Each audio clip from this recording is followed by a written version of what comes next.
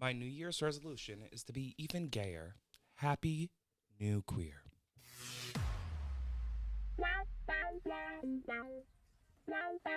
Welcome to GayTalk 2.0, the ultimate podcast for your dose of dish.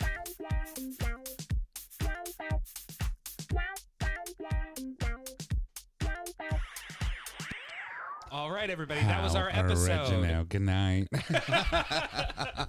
All right, well, ladies and gents, welcome back to our first episode of the year 2024.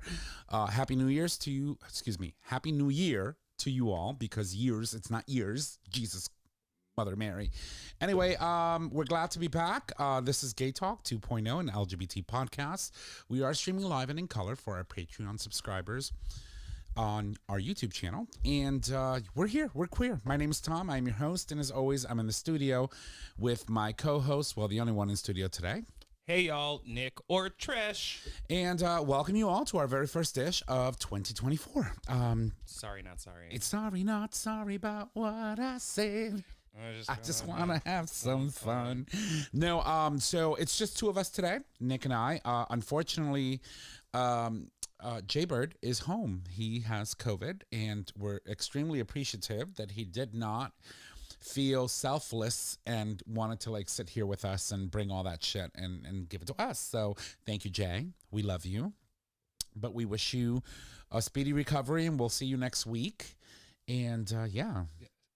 It seems like he's doing fine, so. Yeah, he'll be fine. Yeah, he'll be fine. He'll be fine. I mean, he's kind of like a roach. Well, right, but he's like a petri dish more so than anything for many things. I meant roach in a loving term. Like, he's just resilient. Yeah, he's like Cher. Yeah. You know, it's like, you know, I don't even want to think about it, but you know, like when we lost Tina Turner, the world was just like, oh my God, what's going to happen when Cher passes away? I mean, it's going to happen. It's going to happen. Eventually. I mean, we're all going to die. We're all going to, you know, go right back into, oh, Lord have mercy. And so somebody arrived at home. Who? Who arrived? Who arrived? I don't know. But no, I don't even want to think about it. You know, when you think about somebody as iconic for our community as Cher, and it's like, oh my God. I know. You know, somebody I'm thinking, oh my God, I hope Jay didn't like say he has COVID only because he was going to show up late. No, he's not here. I just looked at the cameras. But no, it's kind of hard to believe, right? Like we've seen over the past year, 2023 was a very tough year for big legends, right? We lost Tina Turner. We lost, you know, a couple of other people that had been entertaining us for decades, right? And we almost lost Madonna. I mean, the woman went down with some sort of like bacterial infection. She ended up hospitalized. So, you know, the what do you call Madonna fans? Gay.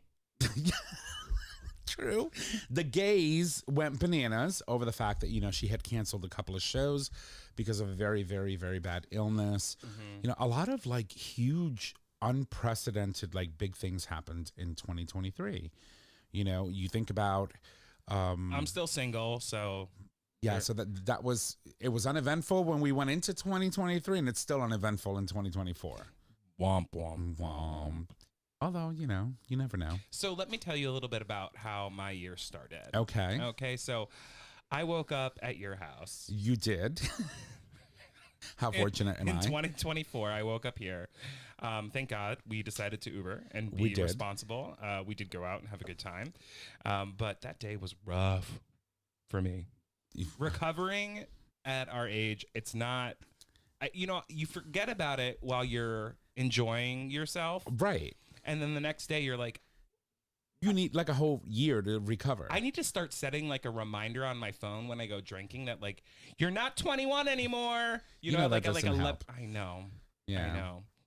But anyway, so because the little devil in the back of your ear is like, have another. You can do it. It's fine. Yeah. But then I go home. I could not function. So I did laundry. I sat on the couch, whatever. It was a great. Lucky her. Yeah, you had to work, but Yeah. we'll get to you in a second. Oh.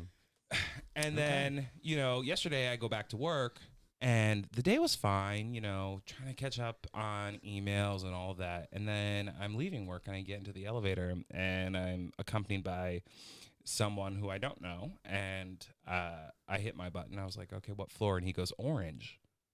And orange, yeah, because there are, numbers and also colors. And I looked at the guy and I was like, this is my second day in 2024. I'm colorblind. What fucking floor are you on? And he's like, I don't remember. So he hit the orange button.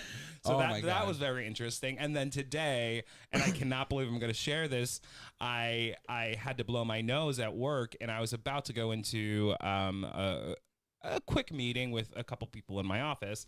And as soon as I blew my nose, I farted. I was like, oh my God, is this really what it's like at my age? And so all these people are coming into my office. I'm like, no. I'll be back in 5 minutes. Just be grateful it was a fart and not a shard. Oh, true. I mean, that still hasn't happened to me. But I was just like, really? This has been a couple of days and we're only 3 days in. Well, that's only an indication of what a roller coaster it's going to be. Yeah. No, but I am going to meet the love of my life this year. I'm back on the Peloton. Proud of you. Yeah. About time. Short workout yesterday and a short one today. I'm working myself back up. But so when you say short, you mean 2 minutes? No, the first one was 15 and today was 20. Proud of you. Hey, look, it's been a minute. Yeah, I know. Like, listen, I can't talk. I'm not on a Peloton.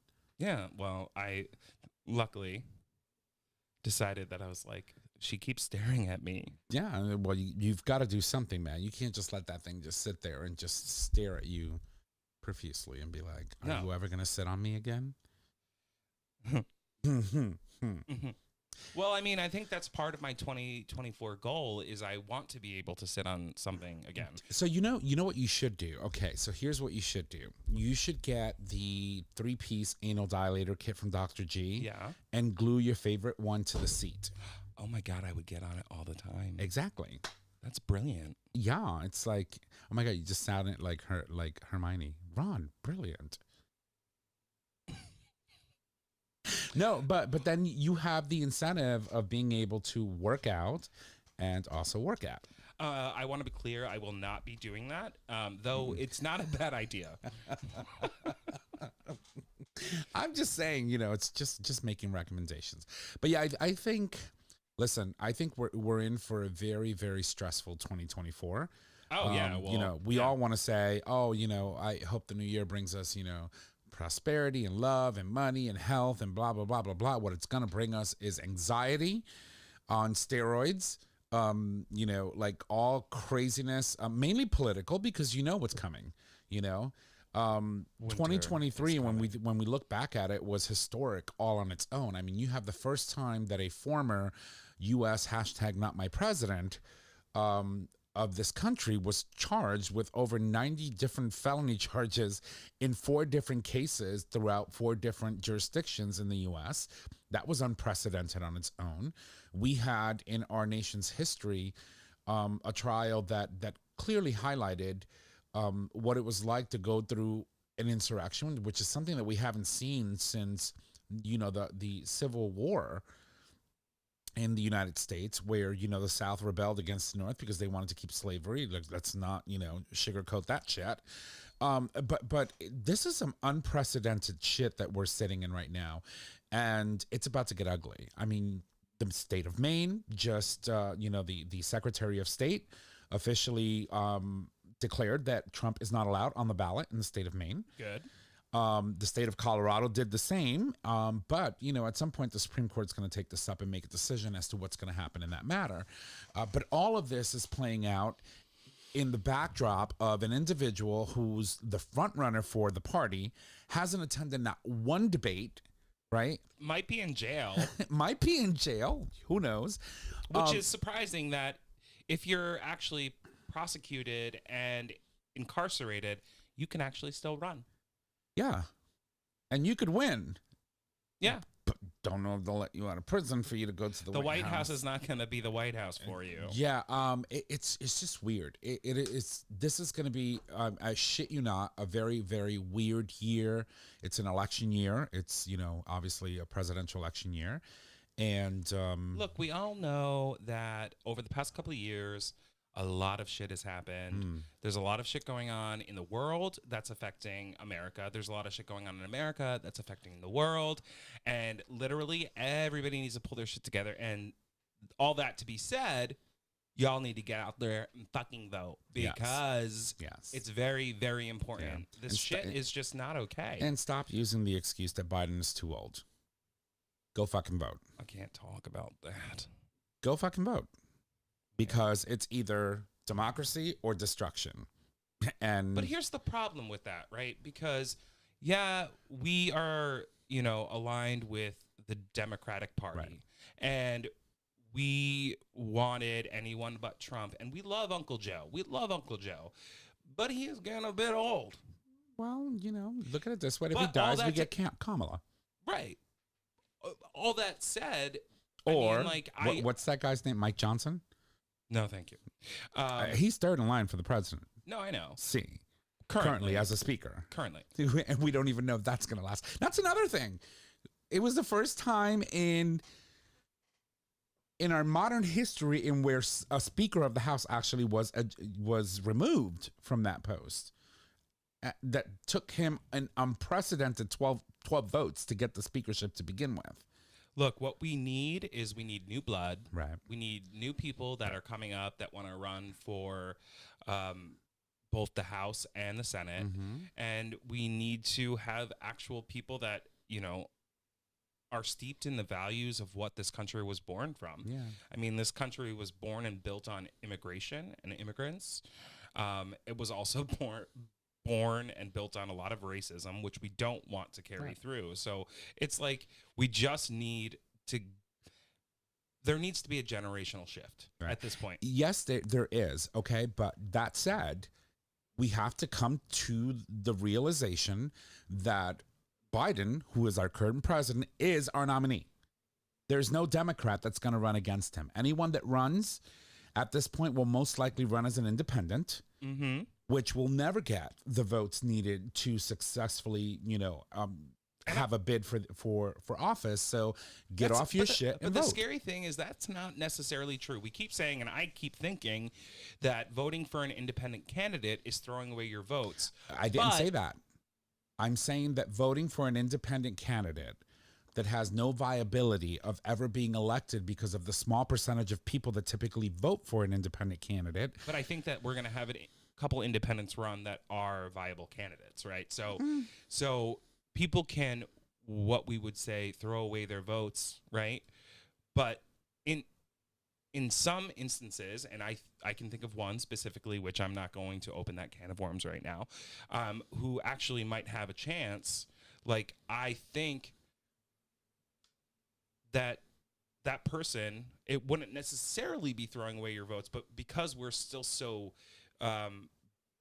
because we're built on a two-party system that is so what's the word I'm looking for? It's like you can't penetrate it, right? You can't change anything about it. Yeah. It would have to be somebody extraordinary, somebody who just takes the nation by storm in the next 8-9 months and makes a huge dent enough to not only bring in independents or undecided voters, but also bring in large number of, extreme left Republicans and mid-centric Republicans and liberals to that camp.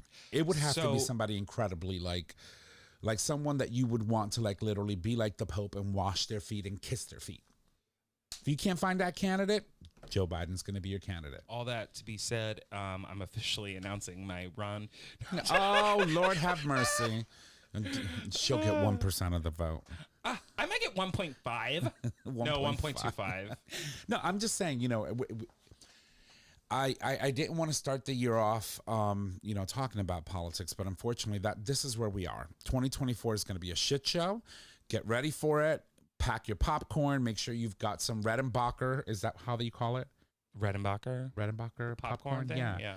stashed in your cupboards, and because it's going to be a wild shit show. That and tequila. And everything else, and pray for the best.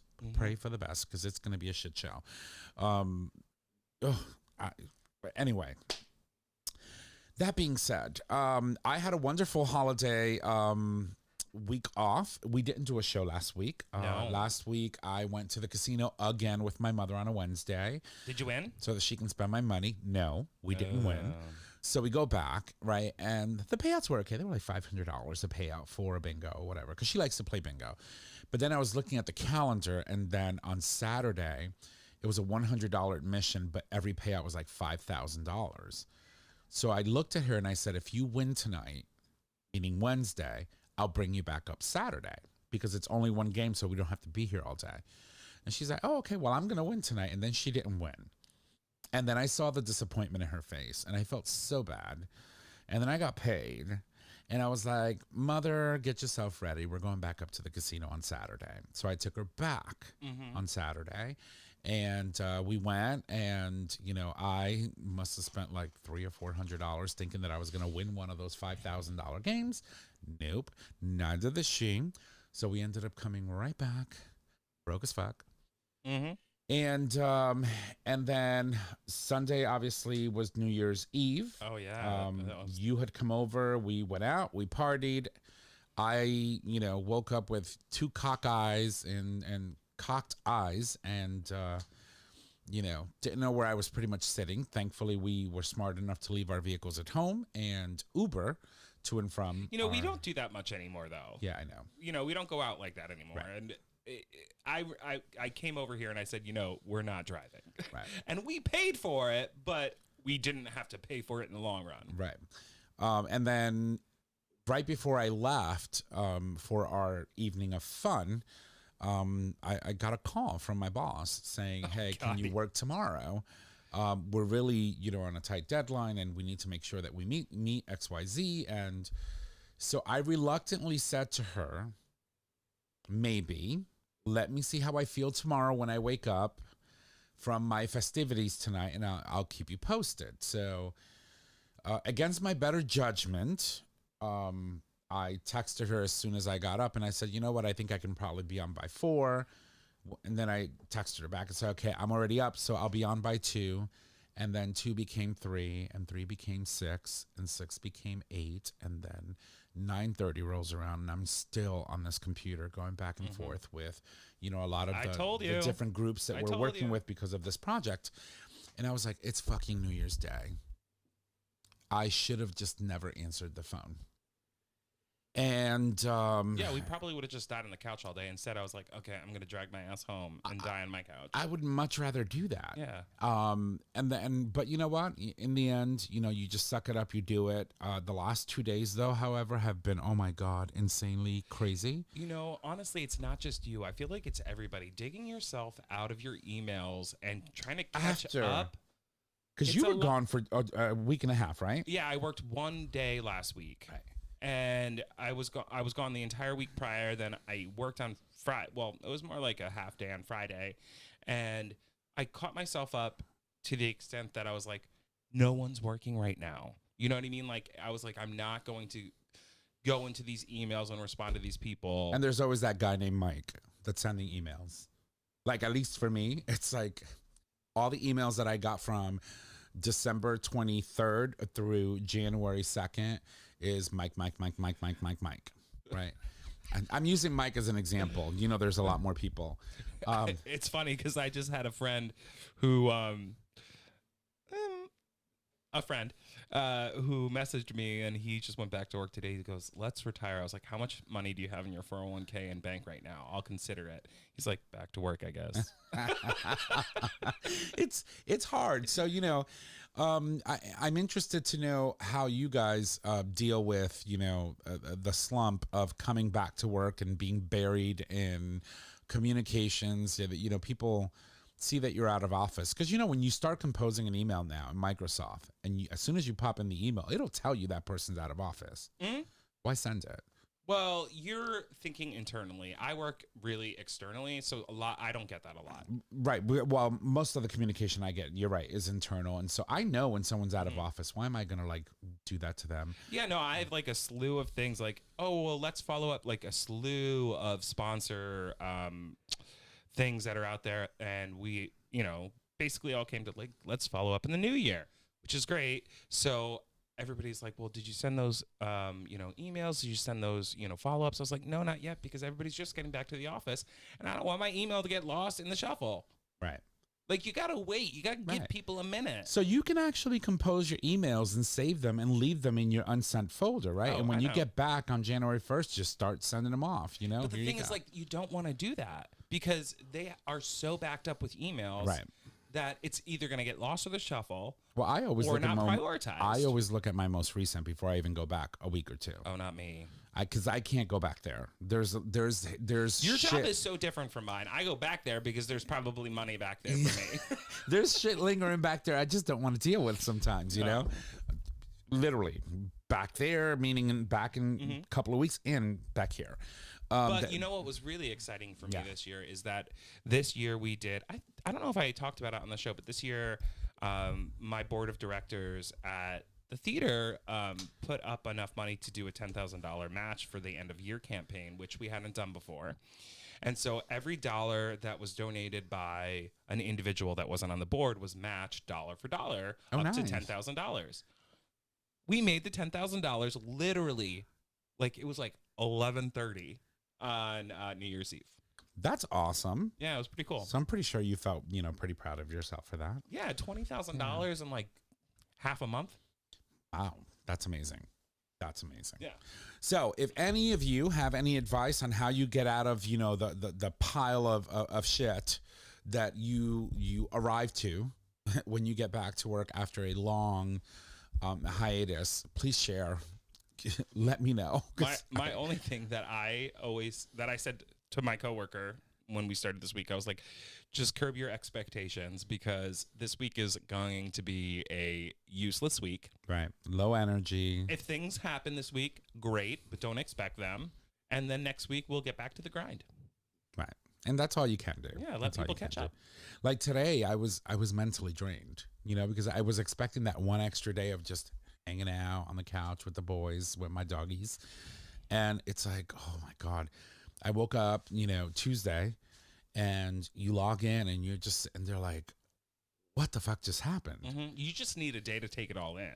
Right. And you can't do that, right? Because when you're not working in the office, you can't just parade around and be like, hey, how was your holiday? Or, hey, how was your holiday? It's like, boom, you're in front of your computer. Okay, I got shit to do. No, that's just what I did. I just looked at it. Yeah, I can't do that.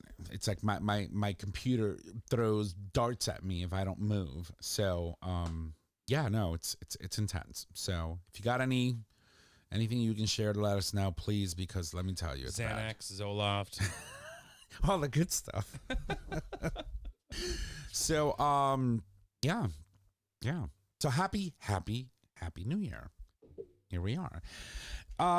So Nick, are you happy you got your vacation bank back? Oh, wait, you accrue time differently than I do. I do, huh? yeah. I'm pretty much out of PTO. I got a whole new bank.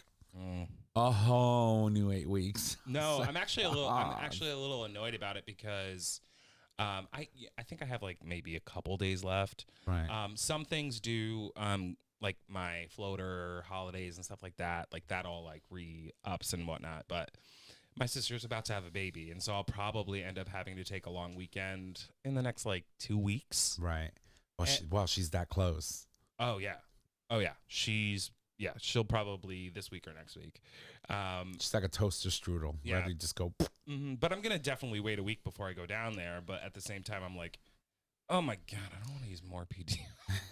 So I'm going to just try to do a long weekend.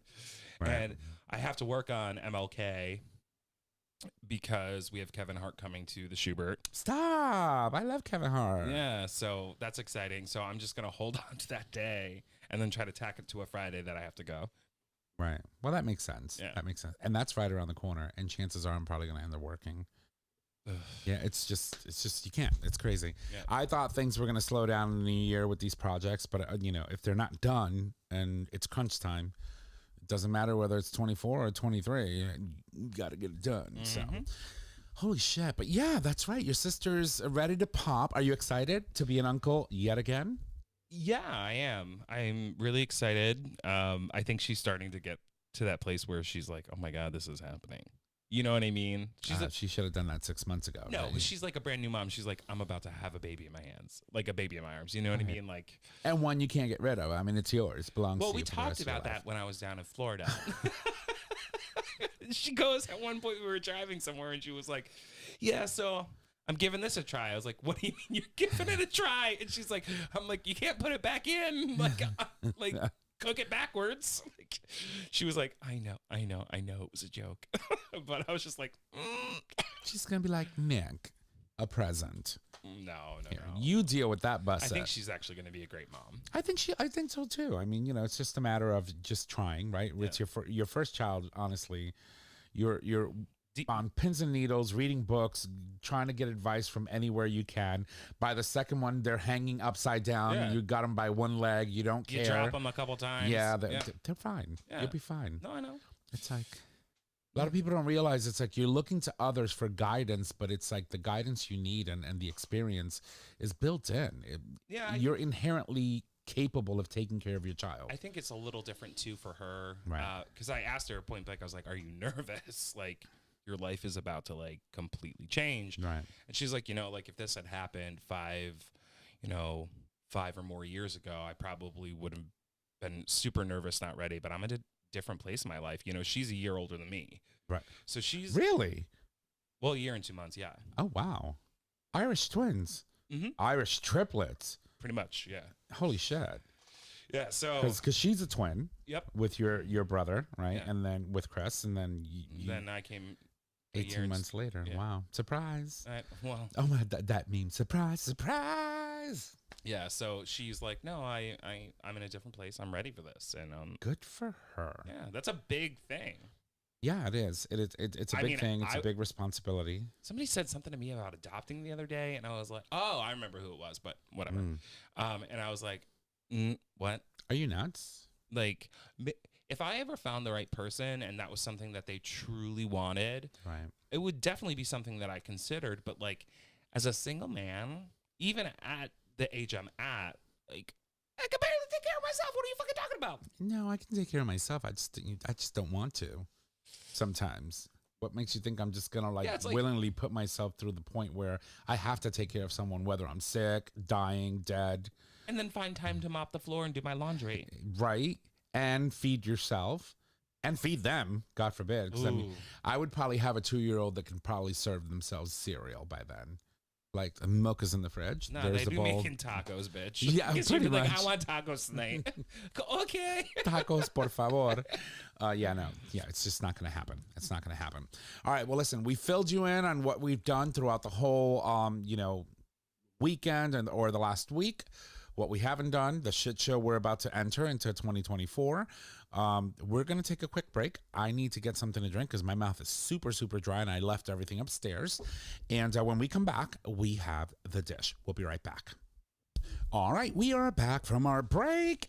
We had an opportunity to get me something to drink. She was thirsty, and I just wanted to make sure that, I can continue what I do best, which is just talk nonsense all night long, right? Yeah. And she agrees. See? Breaking news, Chris Mattoon hates me. So Chris is having a Jack and Jack, and allegedly it's a public event, but Trish is feeling some kind of way because she didn't get an invite. I did not get an invite. And I got a Facebook notification. Yeah. I think he's punishing you for not going to his graduation. I was busy. I tagged you. You're coming. It's happening. And we're going to do it. My RSVP is maybe. With no gift. With no gift. It's a Jack and Jack. So apparently Jill's not invited to that party. No, but still, don't they have like games you have to like play and like make like all the money goes to that? I don't know. We'll figure it out. We'll figure it out. We'll make Jay drive. Maybe. We'll make Jay drive. He's a good driver. So anyway, we're back. We're going to talk a little bit about some of the things that are happening. Some of the things that have happened. Trish, you wanted to talk about some of the biggest things that happened. No. Am I confused? Yeah. Speak to me again. Oh, no, I was just going to like kick off the year with 8 queer facts you didn't know about Disney. Oh, okay. Well, let's talk about that. Okay, so number 1, the infamous villains and muscle men of the cartoon classics were animated by gay men. I feel like a lot of things at Disney were animated by gay, everything. So lead on animation for Gaston in Beauty and the Beast, Jafar in Aladdin, Scar in Lion King, Hercules in Hercules, that checks out. King Triton, The Little Mermaid, again, checks out. Mm-hmm. And then Lilo and Stitch. Oh, well, that totally makes sense because, Lilo, Stitch is the little monster, right? Yeah. That makes sounds. I don't know. Every time he made that noise, I felt like he was eating ass, but yeah. So that makes sense. All right, number 2. 2 of the Madrigal sisters were voiced by out queer actresses.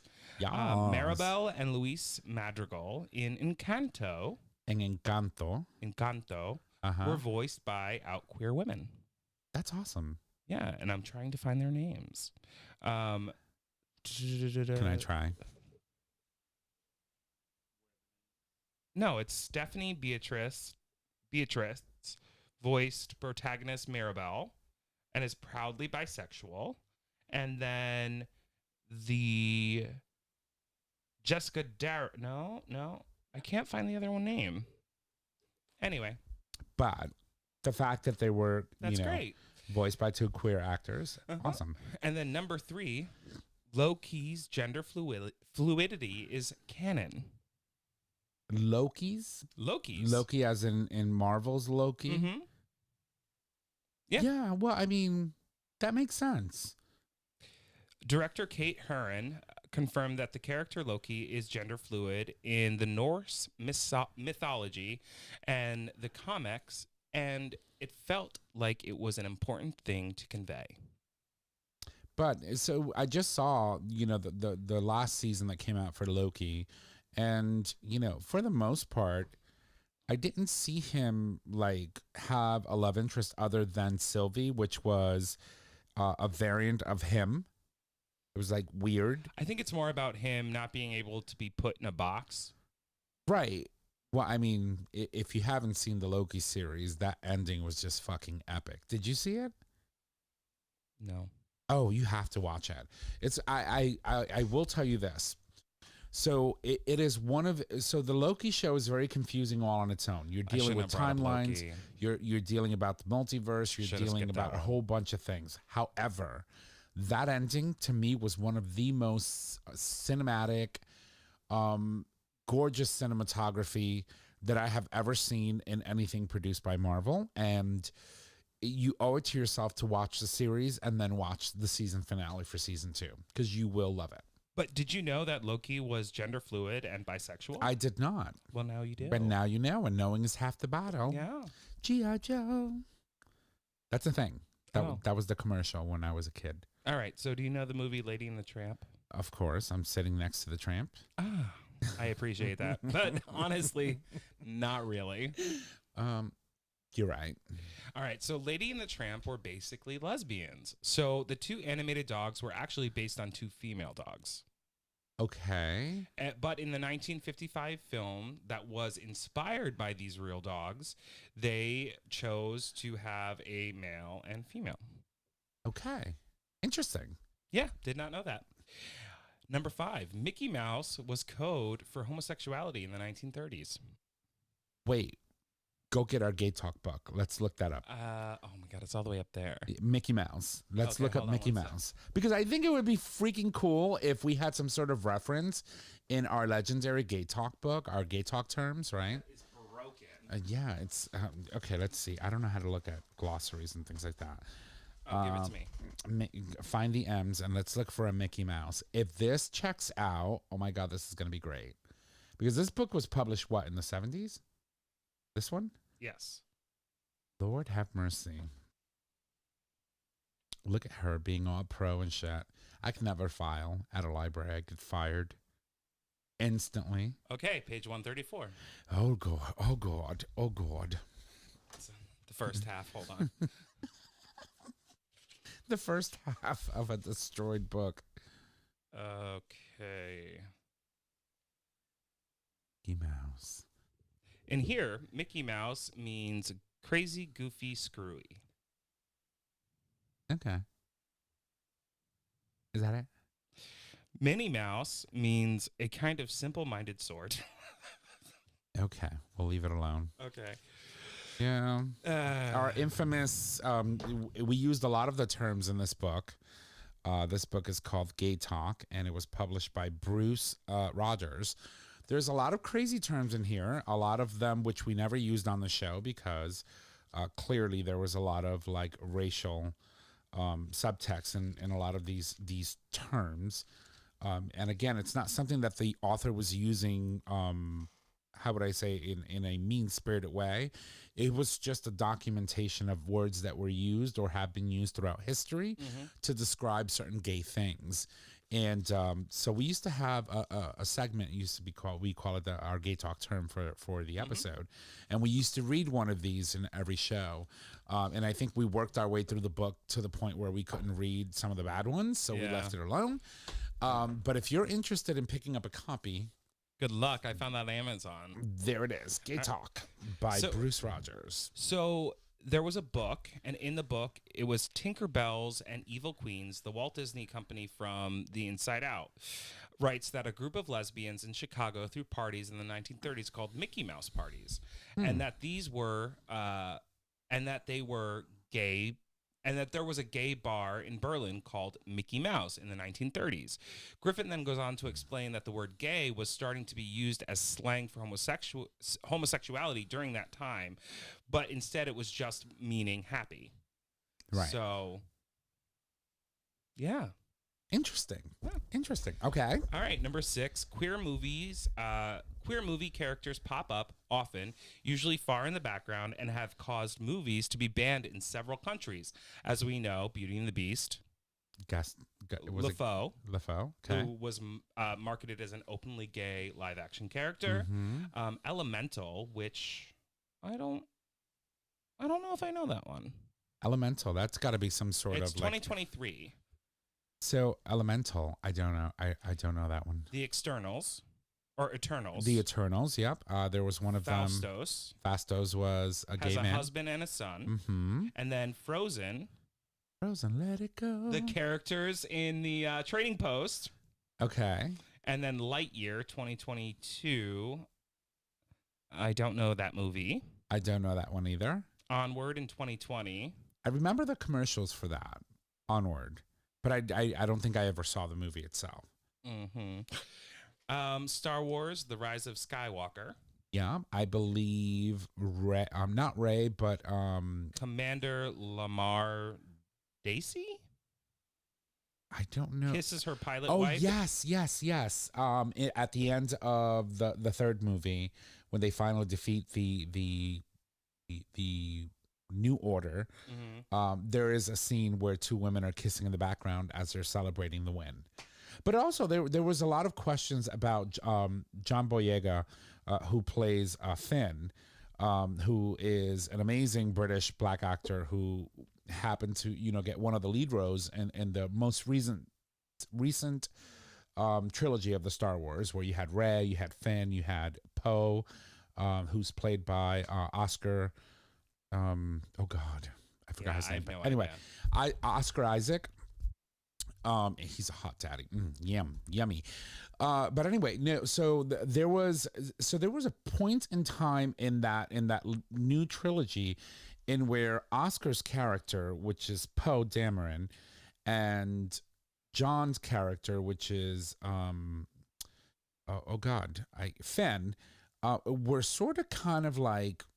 There was a lot of bromance going on, and then all of a sudden, like in the second movie, John ends up having like an intimate relationship with a girl on the movie. So we didn't know where they were going with that, but there was some sort of like secret bromance between both of them. I'll show you need the to write pictures. a like fantasy novel or something because I can't follow you when you talk about this shit. Oh, it's fucking intense. Yeah. It was fucking intense. Like the chemistry with those two characters on the actual movie was pretty intense. You wouldn't want me to write. I mean, I wouldn't read it, but you could write Jeez, it. nasty. And then there are two more. So Strange World in 2022, Ethan Clade is the first Disney's openly queer protagonist. He is voiced by an openly queer Jabuki young white. Strange World had no theatrical release in 20 countries across Asia and Africa. That doesn't surprise me. Wow. And then in Zootopia in 2016, Judy Hopps' neighbors, and if we don't know who Judy Hopps is, I believe she's a bunny, are two male antelopes who share the same last name. Interesting. Yeah. Well, you go, Disney. Well, I've always thought of Disney as a company, regardless of the state that it currently resides in, right? The theme park itself and the company. I'm still waiting for my, gay Disney Prince movie. So are you going to star in it? Maybe my avatar. Your avatar. Okay, well, we can work on that. Yeah. We know people. And then number 7, it's been confirmed that Ursula was based on the drag queen Divine. Oh, of course. I mean, have you seen her? Yeah. Yeah, Ursula was totally divine. Yeah. And then number 8, a gay man gave a mermaid her voice and a beast his soul. So Howard Ashman, I don't want to. Okay, that's it's rough. Yeah. But before he died of complications from AIDS, he wrote lyrics for Beauty and the Beast, which won an Academy Award. He also won an Oscar for Under the Sea, The Little Mermaid, and Kiss the Girl, and then was nominated for the Academy Award in 1992 for Friends Like Me from Aladdin. So that was Howard Ashman, right? Yep. Nice. I mean, it's sad that that you lose people that are so talented, that obviously bring so much joy to the world with the gift of music and the gift of love, especially with your cartoons. When I was growing up, I watched all of the Disney movies. They were all musicals, and I loved them. My brother, my sister, we all loved them. And then there was a period of time where it just like they stopped, and now they're coming back, and I love that. Right, but it's like, all right. So here's my thing with Disney. Okay, they have come out with a lot of original stuff in recent years, right? Encanto. When you think of things like Encanto, you think Frozen. You think about, what was the other one? Moana, the frog princess from the Bayou. I can't remember which one that was. I think it was called the Frog Princess. Was that? Yeah. Right. You had not seen a lot of for example, people of Asian Pacific descent. You didn't see a lot of black representation. No, the Princess and the Frog. Oh the Princess and the Frog. A lot of black protagonists in a lot of these cartoons. Often very early on, when they were doing a lot of stuff. When you think about Beauty and the Beast, when you think about Snow White, when you think about all these other characters, they were mainly white characters, right? And so it's interesting to see the transition and the beautiful transformation that Disney has made to be a little bit more involved, a little bit more respectful and inclusive of traditions and different cultures. Encanto's a really good representation of that, right? They really did their research and came up with a movie that was just absolutely incredible. I mean, you think about the live action Little Mermaid when everybody was up in arms because Ariel was black. Right. What the fuck? And it's like people lose their shit over stuff like that, but you don't realize how impactful that is when you can actually see yourself represented. Your skin color, who you are, your culture in some of these iconic roles. Mm-hmm.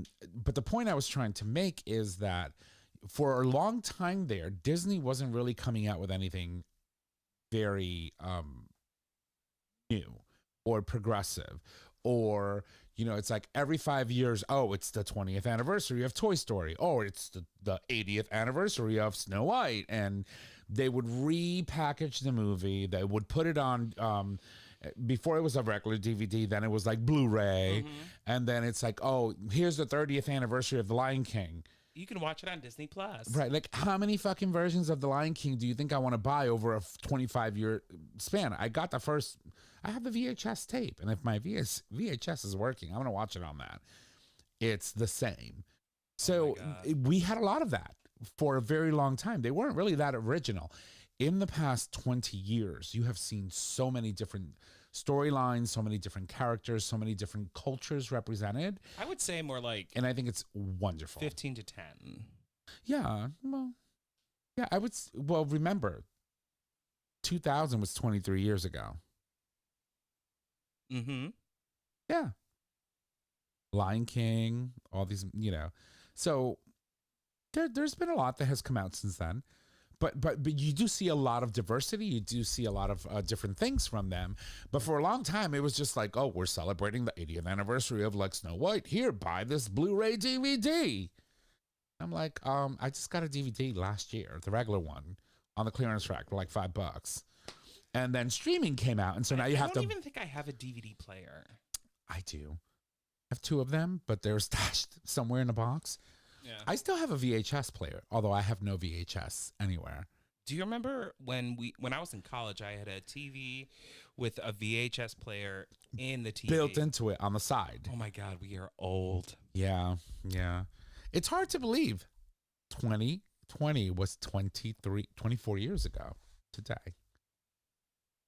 It's been 24 years. I had and that it TV seems like yesterday. It was 2005. I remember when I bought my first flat screen and it was still this thick. Oh, yeah. Right? Remember moving those big ass TV? Oh, God. We are going on a tangent. Ooh, I will tell you. Yeah, it's amazing. So bravo, Disney. Thank you for pivoting and for giving us new materials. Please keep that momentum going. I don't want to see we're celebrating the 30th anniversary of Encanto. Here's another version of the movie you can buy. Keep giving us original content. It's beautiful. You know, and as long as you have artists, for example, I think Lin-Manuel Miranda had a lot to do with some of the music in Encanto. Yeah. And so as long as you have very talented people like that can make really good music. Well, I also think he produced it too. Yeah, I'm just not sure how involved he was, so I didn't want to like misspeak or anything, but I knew that he had something to do with some of the music on the show. And as long as you have talented people like that, I mean, the man wrote Hamilton, right? He's talented. And he also happens to be a Puerto Rican, so yay. So as long as you have really good, talented people writing from different perspectives, I think that they'll be fine. I just don't want them to go into that whole, you know, we're comfortable, we can rack millions of dollars by just re-releasing this every 10 years and here buy another version. I mean, like, what's next? We've got streaming. Now it's HD streaming, and then it was 4K streaming, and now it's going to be like, you know, 500K, and then that one's going to cost you $49.99, and you paid $39.99 for the last version you downloaded. Do you know what I'm saying? No, I hear you. It's coming. Yeah. It's coming. So anyway, so that's all I'm going to say about that. Okay. We're good. All right. So we have a couple of things that I wanted to just throw out there for you. I want to thank Dolly Parton for being such just a wonderful human being. According to this story, which was published on The Advocate on January 3rd, Dolly Parton has gifted a bejeweled guitar to a Texas drag queen, and here is why. A drag queen in Texas received a heartwarming gift from one of the idols on Friday while performing at a club, bookending a tumultuous year for the performer. Bridget Bandit received a stunning and unexpected gift from Dolly Parton, a bejeweled guitar signed by the country music legend, as reported in Austin's NBC affiliate KXAN. The gesture came at the end of a challenging year for Bandit, who had been actively involved in political efforts against anti-drag and anti-trans legislation in Texas. You know, I don't care what people say about Dolly. That woman has a heart of gold. Doesn't matter what community it is. She's always got an open heart for everyone. Yeah, but she's been a huge advocate for the gay community for years and years. Oh, of course. Years, so. And you know, the one thing, like, you know how many stars have like a lot of like, I would say, scandals. I've yet in my 40 plus years of life ever heard a scandal on Dolly Parton. Have you? No, I just had a funny thought. Which was? Speak, I bitch. mean, like, what you can't get past, 40 plus? No, what you're going to see when you get Dolly. It's like, okay, are the tits going to be bigger? Is the face going to be tighter? Are the lips going to be bigger? I mean, she looks great. I love the way she looks. She's but incredible. It's like, what scandal can you dig up that's going to detract from the fact that she's like, look at me, bitches? Tell me I'm wrong. No, you're not wrong. You're not wrong. She's absolutely incredible. So thank you, Dolly, for being just such a doll. Such a doll. And again, also, as reported in The Advocate, this was published on December 29th. The Ohio Republican governor, Mike DeWine, vetoes transgender health care and sports participation bans bill that was put forth by their legislative body. DeWine vetoed it, likely to be overridden by the state legislature as HB 6A passed both the state and the House with a super majority. But the fact that a Republican governor of a state went through and vetoed a bill related to the bans of trans athletes and LGBTQ rights in that state, speaks volumes of, how things are going right now and the temperature in the country in regards to our rights. And for all of you guys out there, even throughout the holiday season and now into 2024, that are using Grindr as a means to find connectivity, find human contact, find human companionship, be careful. There was a man using Grindr to actually target men for robbery and assault. This individual was busted and taken into custody. According to the story, the Clay County Sheriff's Office in Florida announced the arrest of a man who allegedly used an alias as Larry on a gay dating app hookup called Grindr to target gay men to assault them and rob them. A spokesperson for the sheriff officially thanked the local community for providing critical and timely information to the investigators. Adam Tyler Ayers Jr., 18, was taken into custody. 18 years old, was taken into custody without incident on Friday for 3 separate incidences in Clay County, Ayers allegedly created different profiles, all using the same name, Larry, which investigators say he then used to identify and lure gay men into a secluded location. Once there, he obviously then assaulted them and robbed them. And, my thing is I use Grindr, I use Scruff, to not only just casually communicate with people, but often, if I feel the need and if the mood is right and the chemistry is right, for a hookup. Yeah. I mean, like, I think I might be getting old, but like, I feel like sometimes, I shouldn't say this, but when you think you're getting fished, you're probably getting fished. Right. Like, I was not in a meeting today on Tinder or anything, but I was swiping and of course he was. And somebody popped up and I was like, oh my God, fucking Fisher. There's no way I have not met this person and you look like that and nobody I know has touched it. Fishing. In this county. Right. Right. But I'm just saying, like, I think that there are definite flags when you're like, swiping or going through Grindr. If somebody is unwilling to share their actual face pic, or if they share a Facebook that is like, zoom in. If it doesn't look right, it's probably somebody else's photo. It's probably face tuned. There are things like, don't meet up with somebody if you don't have all of the security that you need when you meet up with somebody. And if you are meeting up with somebody that you have no idea who they are, we always say this on the show, share your location with a friend and make sure they know if you don't call within a certain amount of time. We have experience on that. Yeah. That you either call the cops or try to get a hold of them. Right. and then not get yelled at for doing what you were told to do. And I don't want to scare people away from using these apps. No. I think the apps, they serve a really great purpose, but like, be smart when you're on them. There are so many red fucking flags. They do serve a purpose, but he's right. There are many flags. And just use good judgment. If you're going to meet someone you've never met before, instead of maybe inviting them to your house, maybe suggest that you go to a public space first, feel them out, guard your drinks. You don't want to get roofied or God knows what else. Cause people, not everybody has good intentions. Not everybody just wants to get off. And I think that that's probably one of the best advice that I, as a host of this show, could give you to help you in 2024. Also, carry mace. Just like have a little bottle on you. Like, just do it. Yeah. Be safe. Small little, butter knife. You never know. I wouldn't. No, mace. Don't stab anybody. I swear, you just make me look like an evil Puerto Rican. Well, you did say butter knife, and not only is it a butter knife where you stab something with it, but it's dull, so it's gonna hurt like a motherfucker. That's the point. Oh, God. And one last thing before we wrap it up. Of course, I want to congratulate Arienne Childrey. She hasn't won yet, but she is a trans candidate who is running for Ohio House against the very same state rep who introduced a drag ban in that state.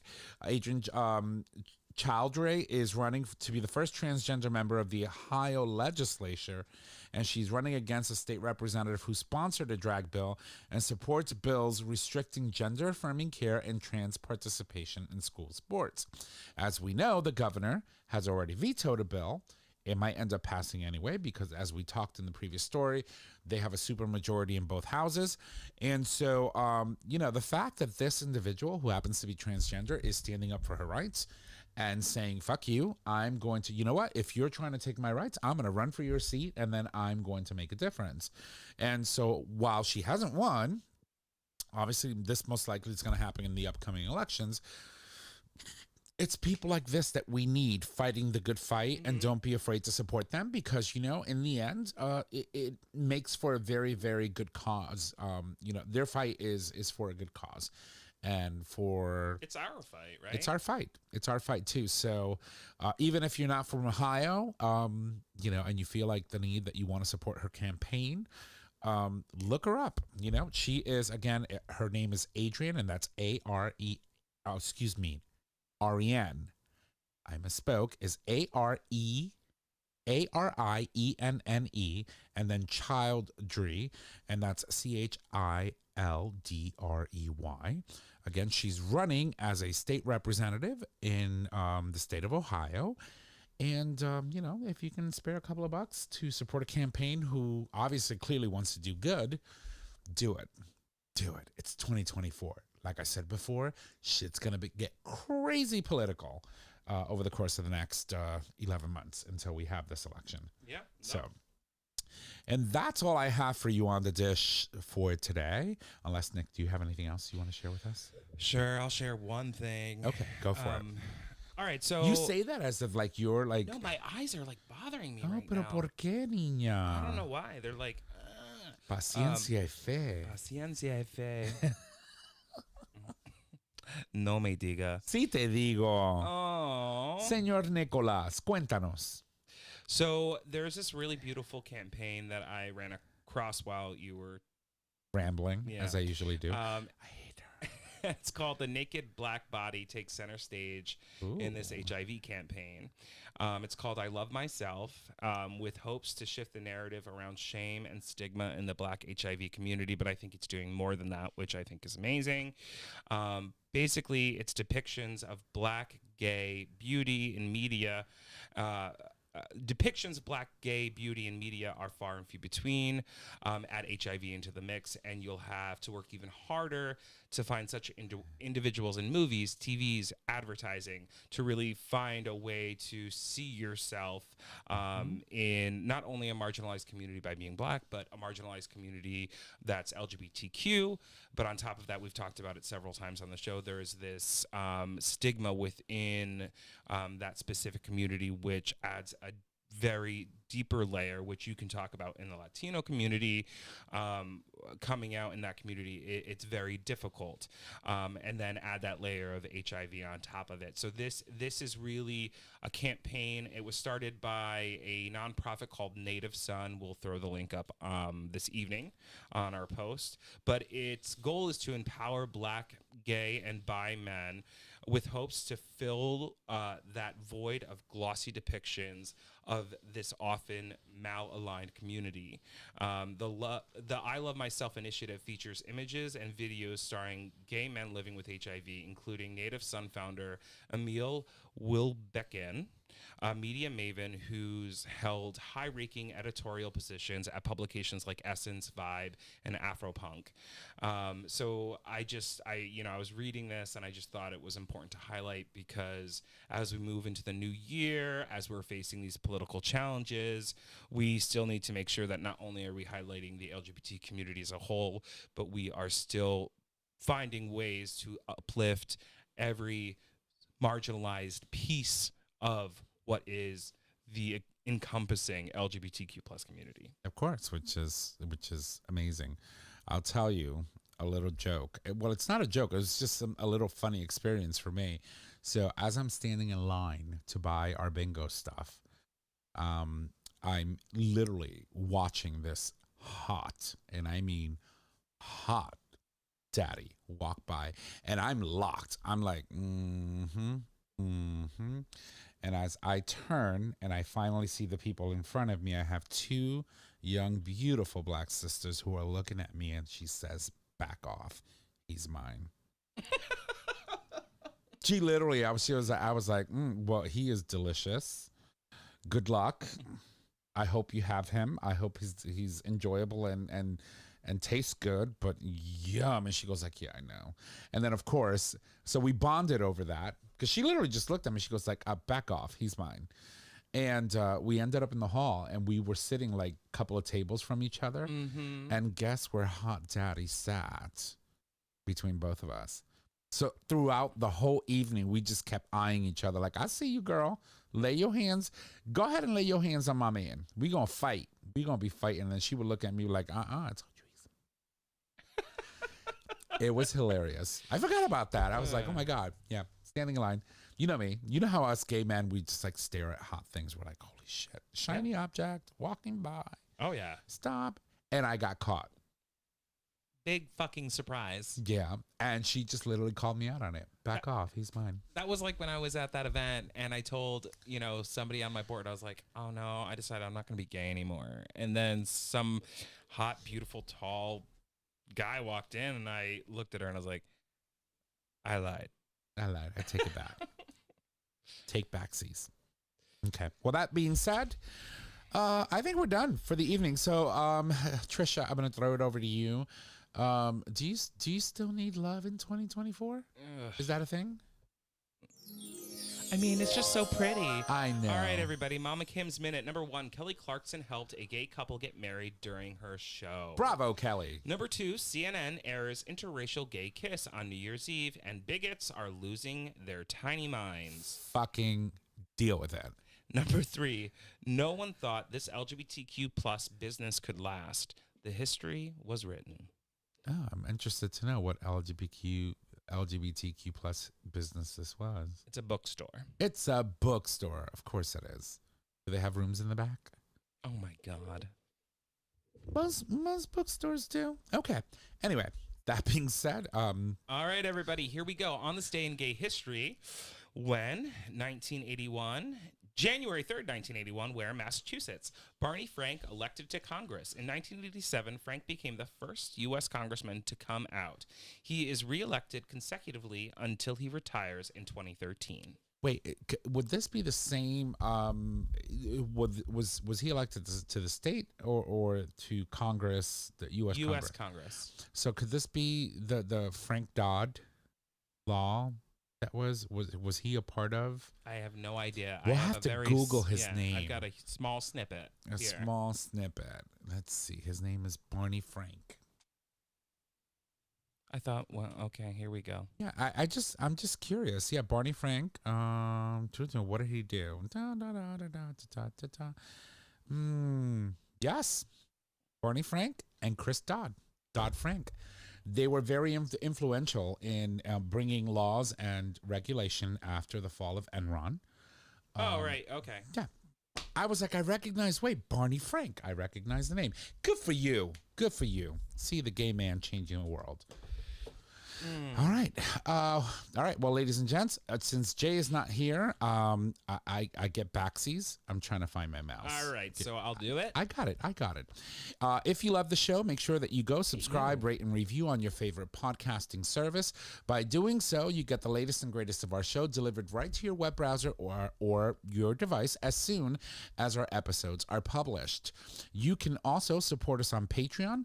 Patreon allows you, our supporters, to donate whatever you want to the show. Obviously, you can donate anything from $1 or more, and we truly, truly appreciate your patronage and your support. So, that being said, I'll toss it over to Trish. Why wasn't that working? All right, of course, everybody, it is time. I think it's this button. Yes, that one. All right, everybody. Get the Future Method and all other products today. All products are doctor developed, and now you can clean out without hurting your bum. You can take confidence anywhere with the anal powder packs, and now increase your stretch goals with the 3-piece anal glass dilation kit. Visit futuremethod.com to purchase your life-changing bum accessories today. Yes, queen. All right. Well, ladies and gents, it is time for us to put a ring on it, even though Jay is not here. So our show is available on our website, gaytalk20.com, under audio podcast. It is also available as a free download on Apple Podcasts, Google Podcasts, and Stitcher Radio. Nicholas? All right. You can find us on social media, Facebook, GayTalk 2.0, Instagram, GayTalk 2.0. You can email us at gaytalk2.0@gaytalk20.com. Tom, it's your second chance. All right. If you need to reach out to us, just head on over to our website. Click on the Contact Us tab, which is located at the top of your web browser. There, you can leave comments, suggest topics, submit a question for the cast, or an individual host. You can also call us and leave us your question via voice message. We will answer those for you on the show. Our phone number is 334-GAY-TALK. And if you need all of those digits, it is 334-429-8255. Don't forget that we do stream live every Wednesday at some point throughout the day. And you can access that live stream or visit our website for more information, gaytalk20.com. That being said, ladies and gents, that is our show. Thank you, and y'all have a good night. Bye!